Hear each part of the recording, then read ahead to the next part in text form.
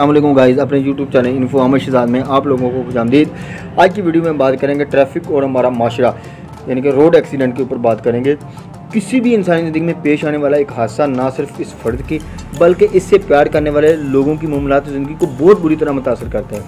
हमारे माशरे में ऐसी बहुत सारी माएँ मौजूद हैं जिन्होंने ट्रैफिक हादसा में अपने नौजवान औलादें बेटे खोए हैं, और ऐसे बच्चे भी मौजूद हैं जिन्होंने कम उम्र ही में अपने वालिदैन की भयानक मौत जैसे ख़तरनाक हादसों का सामना किया है, जिसकी वजह से उन बच्चों को यतीमी के साथ साथ अपनी ज़िंदगी में महरूमी और मजबूरियों जैसे नफसियाती गम देखने को मिल रहे हैं। ट्रैफिक हादसे में ज़ख्मी होकर जिंदा बच जाने अफराद भी जो बाद में ज़हनी और जिस्मानी मजबूरी और लाचारगी का शिकार होते हैं, इनकी ज़िंदगी भी किसी मुसलसल अज़ाब से कम नहीं होती। इस वीडियो बनाने का मकसद ट्रैफिक हादसा पर सिर्फ आंसू बहाना और अफसोस करना नहीं, बल्कि मिलकर इसकी वजह तलाश करनी होगी।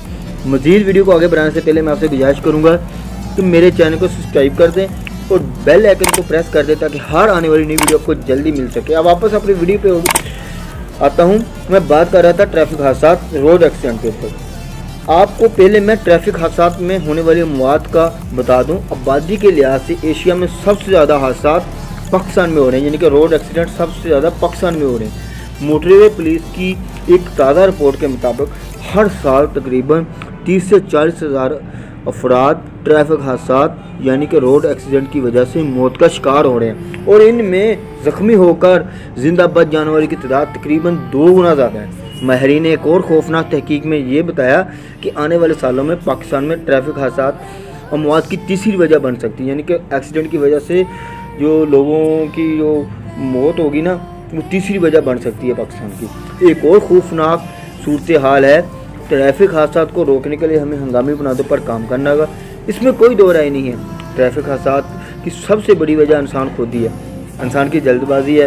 वो नफसियाती तौर पर जब ड्राइविंग को गलती करता है, इसी वजह से हादसा पेश आ जाता है। जब हम कहीं भी ट्रैफिक हादसा होता है तो हम यही बात करते हैं कि ये ट्रैफिक हादसा किसकी गलती से हुआ, इस हादसे का जिम्मेदार कौन है।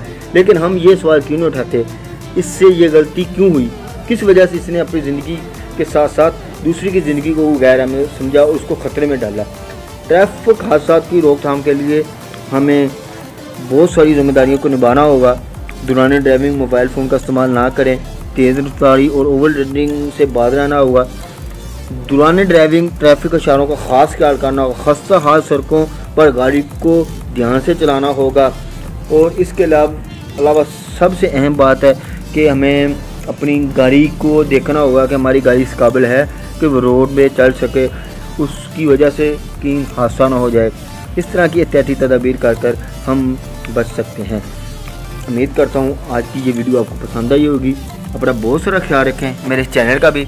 अगली वीडियो में मिलेंगे। पाकिस्तान जिंदाबाद, पाकिस्तान पाइंदाबाद।